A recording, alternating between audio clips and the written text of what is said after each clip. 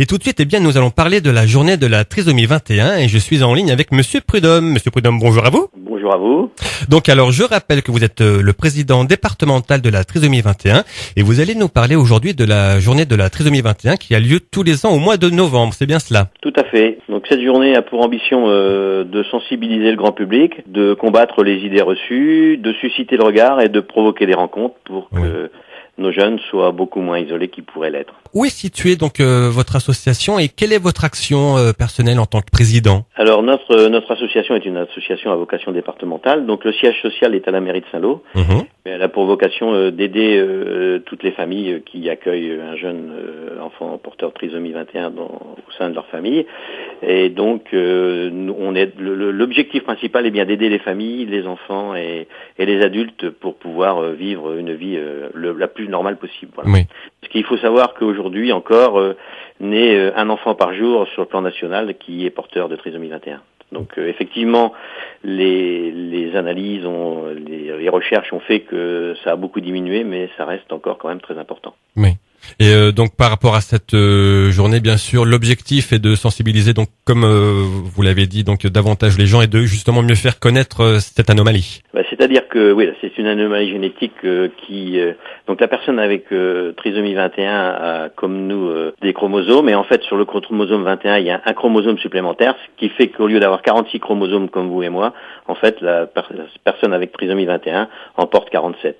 Ce qui engendre par ailleurs une anomalie. Cette anomalie génétique engendre des incapacités, on va dire.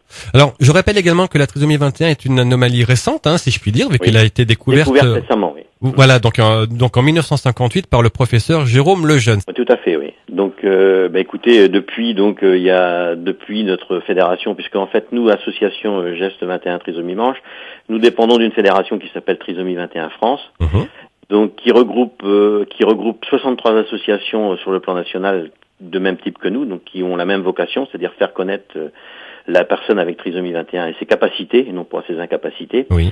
Et donc cette fédération, si vous voulez, siège aussi au niveau européen, et le but c'est de rechercher pour trouver des accompagnements pour que les nouvelles familles soient moins entre guillemets handicapées que nous avons pu l'être il y a 25 ans, puisque notre fils a 25 ans. Est-ce qu'il existe un site internet ou un numéro de téléphone pour les personnes qui souhaitent en savoir un petit peu plus? On a un site internet, donc le site de la fédération, Trisomie 21 France. On a un site départemental qui est Trisomie 21 Manche. Dans ce site, il y a aussi un site qui est, élaboré par les jeunes avec trisomie 21 qui s'appelle SESMO 21. Oui. Et pour mes coordonnées personnelles, qui suis le président de l'association, c'est le 02 33 55 72 91. Monsieur Prudhomme, est-ce que pour conclure, vous avez quelque chose à ajouter pour les auditeurs? Écoutez, je suis ravi qu'une radio ait pensé à nous pour cette journée de la trisomie 21, parce que c'est toujours bien de médiatiser. Bien sûr. Les compétences des personnes avec trisomie 21, parce qu'elles en ont et elles le prouvent chaque jour.